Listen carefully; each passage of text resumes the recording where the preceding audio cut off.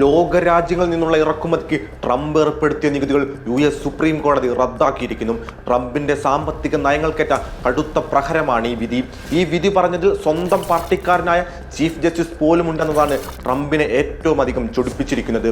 ലോകത്തിനു മുന്നിൽ തന്നെ നാണം കെടുത്തിയ വിധി പറഞ്ഞ ജഡ്ജിമാർക്കെതിരെ കടുത്ത അധിക്ഷേപങ്ങളാണ് ട്രംപ് നടത്തിയിരിക്കുന്നത്.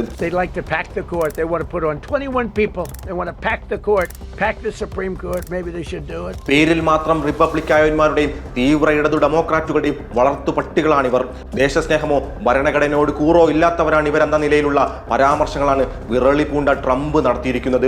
ട്രംപിന്റെ പകരച്ചുങ്ക നയങ്ങൾക്കെതിരെ ഡെമോക്രാറ്റുകൾ ഭരിക്കുന്ന 12ഓളം സംസ്ഥാനങ്ങളും നിരവധി വ്യാപാര സ്ഥാപനങ്ങളുമാണ് കോടതിയെ സമീപിച്ചത്. 9 അംഗ ബെഞ്ചിൽ 6 പേർ വിധിക്ക് അനുകൂലമായും 3 പേർ എതിർത്തും വോട്ട് ചെയ്തിരുന്നു. ചീഫ് ജസ്റ്റിസ് ജോൺ റോബർട്ട്സ് നയിച്ച ബെഞ്ചിന്റെ നിരീക്ഷണം വളരെ വ്യക്തമായിരുന്നു. അമേരിക്കൻ ഭരണഘടന അനുസരിച്ച് നികുതി ചുമത്താനുള്ള അധികാരം ജനപ്രതിനിധി സഭയായ US കോൺഗ്രസിന് മാത്രമാണ്. പ്രസിഡന്റിന് ഇതിൽ അവകാശമില്ല. ഈ വിധിന്യായമാണ് ട്രംപിനെ പ്രകോപിപ്പിച്ചത്. ദേശീയ അടിയന്തരാവസ്ഥ നിയമങ്ങൾ ദുരുപയോഗം ചെയ്താണ് ട്രംപ് ഈ നികുതികൾ നടപ്പാക്കിയതെന്നും കോടതി ചൂണ്ടിക്കാട്ടിയിട്ടുണ്ട്. ഇന്ത്യക്കും ചൈനയ്ക്കും കാനഡയ്ക്കും അടക്കം വലിയ ആശ്വാസം പകരുന്നതാണ് ഈ വിധി. പ്രത്യേകിച്ച് റഷ്യയിൽ നിന്നും എണ്ണ വാങ്ങിയതിന് ഇന്ത്യക്കുമേൽ ചുമത്തിയ 25% ശിക്ഷാ തീരുവയ്ക്ക് ഇതോടെ നിയമസാധുത ഇല്ലാതായിരിക്കുകയാണ്. പക്ഷേ വിറളി പൂണ്ട ട്രംപ് കോടതി വിധിയെ അട്ടിമറിക്കുന്ന തരത്തിലുള്ള പ്രസ്താവനകളുമായി രംഗത്ത് വന്നിട്ടുണ്ട്. കോടതി വിധിയിലൂടെ ഏറ്റ നാണക്കേട് മറയ്ക്കാനായി 5 മാസത്തേക്ക്, അതായത് 150 ദിവസത്തേക്ക് ലോകത്തെ എല്ലാ ഉൽപ്പന്നങ്ങൾക്കും 10% ആഗോള തീരുവയാണ് ഇന്നലെ നടന്ന വാർത്താ സമ്മേളനത്തിൽ അദ്ദേഹം പ്രഖ്യാപിച്ചിരിക്കുന്നത്.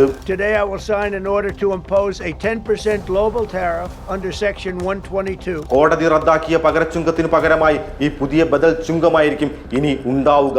ഈ പ്രഖ്യാപനം ആഗോള വിപണിയിൽ വീണ്ടും അനിശ്ചിതത്വങ്ങൾ സൃഷ്ടിക്കുമെന്ന് ഏതാണ്ട് ഉറപ്പാണ്. 2026 മുതൽ 2035 വരെയുള്ള കാലയളവിൽ തീരുവകളിലൂടെ $3.6 ട്രില്യൺ വരുമാനമാണ് വൈറ്റ് ഹൗസ് പ്രതീക്ഷിച്ചിരുന്നത്. ഈ വരുമാനം നിലച്ചു പോകാതിരിക്കാൻ വേണ്ടി ഏതറ്റം വരെയും പോകുമെന്നതാണ് ട്രംപ് ഇപ്പോൾ നൽകുന്ന സൂചനകൾ. ട്രംപിന്റെ ഈ നികുതി വാശി അമേരിക്കൻ കോൺഗ്രസും കോടതിയും തമ്മിലുള്ള വലിയൊരു നിയമ പോരാട്ടത്തിലേക്കാണ് വഴി തുറന്നിരിക്കുന്നത്. വിധി പഠിക്കുകയാണെന്ന് യൂറോപ്യൻ യൂണിയൻ പ്രതികരിച്ചപ്പോൾ കാനഡ വിധിയെ സ്വാഗതം ചെയ്തിരിക്കുകയാണ്.